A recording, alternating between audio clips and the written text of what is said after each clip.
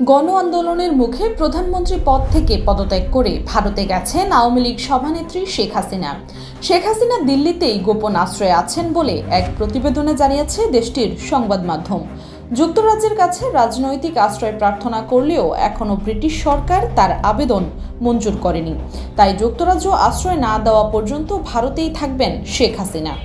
এনডিটিভির প্রতিবেদনে জানা যায়, ভারতে থাকার বিষয়ে তার সাময়িক অবস্থান অনুমোদন করেছে ভারতীয় সরকার। ডেইলি সান জানিয়েছে, যুক্তরাজ্যে আশ্রয় প্রার্থনা করেছেন শেখ হাসিনা, আর এই সময়ের মধ্যে তাকে ভারত সর্বাত্মক লজিস্টিক সহায়তা দেবে। তবে তাকে ভারতে সাময়িকভাবে থাকার অনুমতি দেওয়া হয়েছে, শুধু যুক্তরাজ্যে যাওয়ার আগ পর্যন্ত।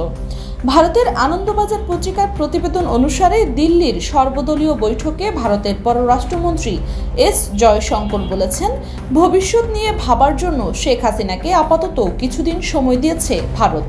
জয়শঙ্কর বলেন, ভারত আপাতত শেখ হাসিনাকে কয়েকদিন সময় দিতে চায়। ভেবেচিন্তে নিজের ভবিষ্যৎ পরিকল্পনা কি সেটি ভারত সরকারকে জানাবেন তিনি। সেই ভাবনা চিন্তার জন্য তিনি সময় নিচ্ছেন। শেখ হাসিনার পরিকল্পনা জানার পর নয়াদিল্লি পরবর্তী সিদ্ধান্ত নেবে বলে জানান জয়শঙ্কর। উল্লেখ্য, গত জানুয়ারি মাসে জাতীয় নির্বাচনে জয় নিয়ে টানা চতুর্থ মেয়াদে ক্ষমতায় আসেন শেখ হাসিনা।